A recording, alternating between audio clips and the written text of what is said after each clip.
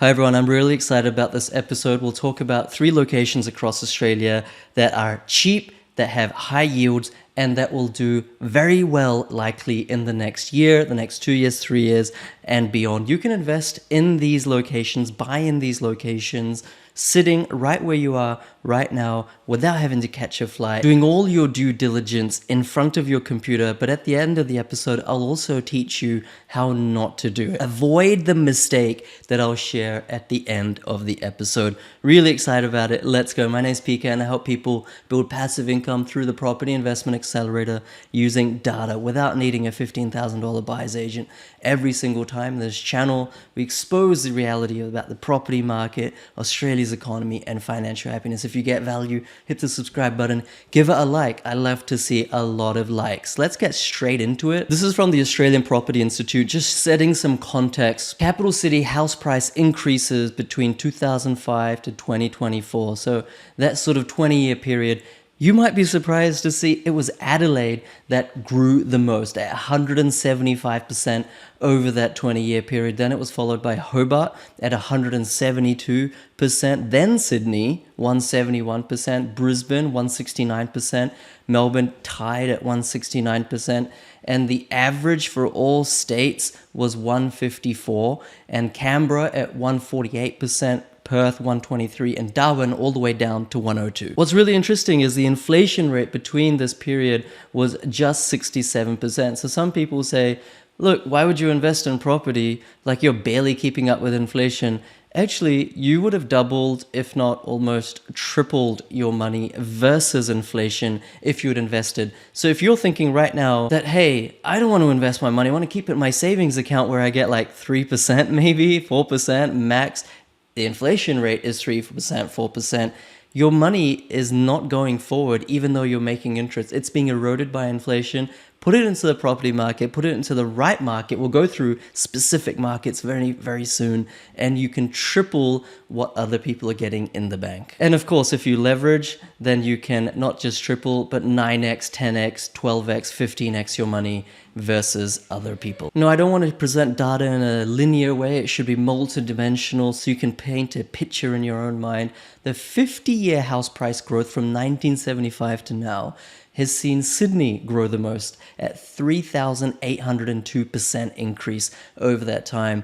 Brisbane at 3,478% increase, Melbourne at 2,905% increase, Adelaide at 2,782% increase, followed by Perth, very similar, Canberra, and then Hobart at 2,496% increase. Over that time, inflation has increased by 775. And so bought well, the property market has done up to 4, 5, 6 times that of the rate of inflation. That's how you get ahead. But I guarantee you there are people that have just kept their money in the bank and gone backwards. By the way, Darwin didn't even keep up with inflation. It only grew by 576. So word of caution for all those buyer's agents buying in Darwin right now. Now, the first location out of the 3 that I think have tremendous potential is in the Statistical Area 3, which is a term coined by the ABS, like a council almost, of Riverina. In Riverina, you have Griffith, you have Wagga, and Tumut and Timbarumba, if I pronounce that correctly.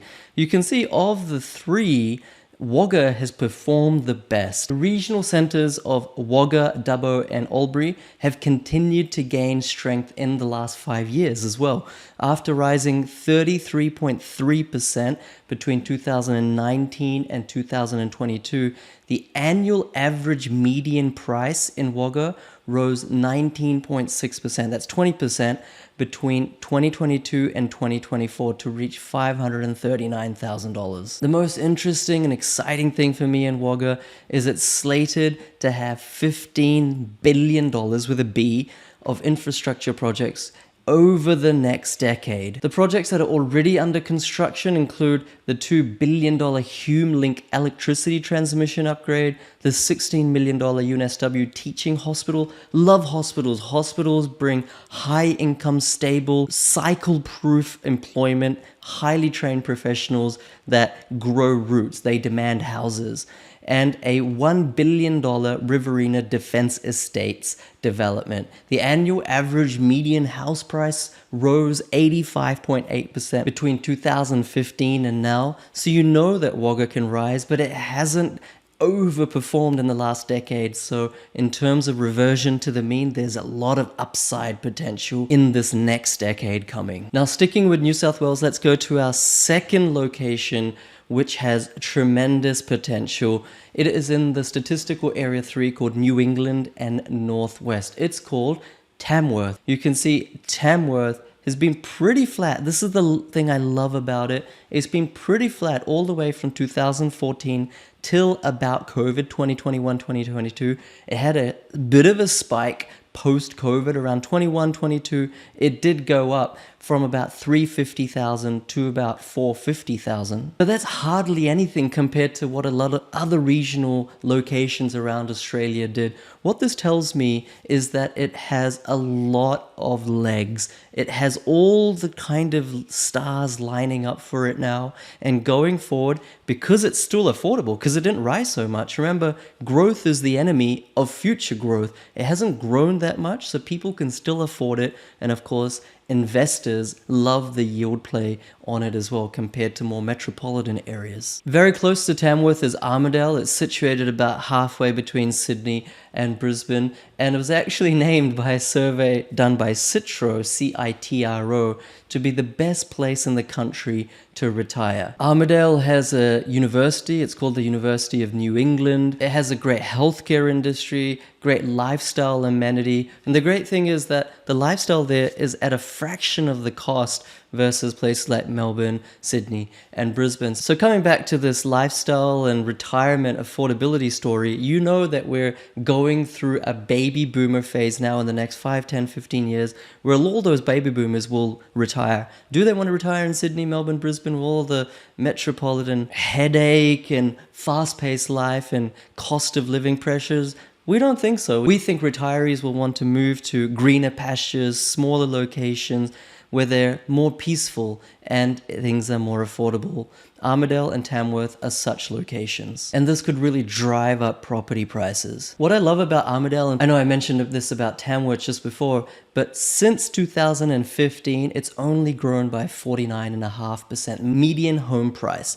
What that tells me is that the next decade is going to be huge, because the reason I can say this is that over a 2-decade period, house prices almost invariably revert to the mean, which is to say double every 10 years. It hasn't doubled in the last 10 years. So because it's got so much going for it now, the forces of equilibrium and the forces of affordability, supply, demand suggest it will have an outperformance decade coming up. And of course, in Tamworth and Armidale, there is a huge undersupply of houses and a lot of renewable energy projects going on. This is the perfect storm for positive price pressure. And the third location I want to talk about, which has so much potential, still you can buy under $500,000, still under $600,000. It is called Burnie, and we'll also talk about Devonport. As I mentioned at the start of the episode, Hobart has been one of the best performing locations, capital cities across Australia in the last 20 years. But somehow, even though places like Burnie have done well, they've not done as well. And so you can see in 2014, they started at around 250,000 or 300,000. And now Burnie, Devonport, they're around 450, 500,000. So yes, they have doubled, but in 10 years, they haven't performed as well as Hobart, which is more than double. So there's a ripple effect phenomenon that's due for people moving out of Hobart into the regions, just like it happens in New South Wales, Sydney folks going out to Newcastle, to Gosford, Central Coast, down to Wollongong. It happens in Melbourne, they move to Bendigo, Ballarat, looking for affordability down to Geelong. It happens in Brisbane, people go out west to Ipswich, etc., etc. But the great thing is that Devonport's port, the city port, is undergoing a $240 million upgrade.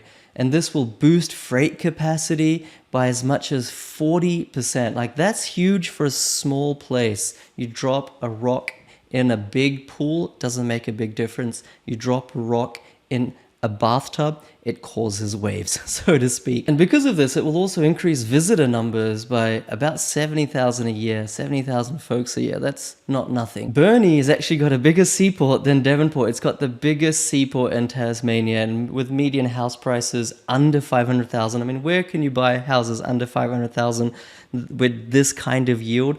There are some places, my students are buying all over Australia, but here's some tremendous potential as well. Median house prices under 500,000. And here's the thing, great rental growth. Great rental growth is often the precursor to capital growth because you see more and more tenants want to live in that location. Maybe there's more employment prospects, different industries starting up, seaport expansions, etc. Rents go up and they realize, hey, I might as well just buy here because rents are going up and we feel that we can settle down.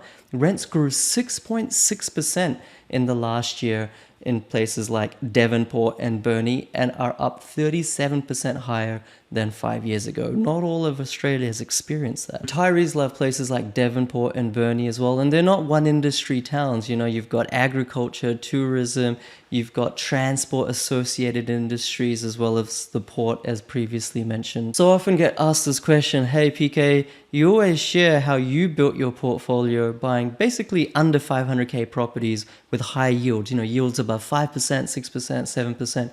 How can you do this right now? Haven't prices boomed too much? Well, I post every single day my client results where students are buying properties under 500k with huge yields.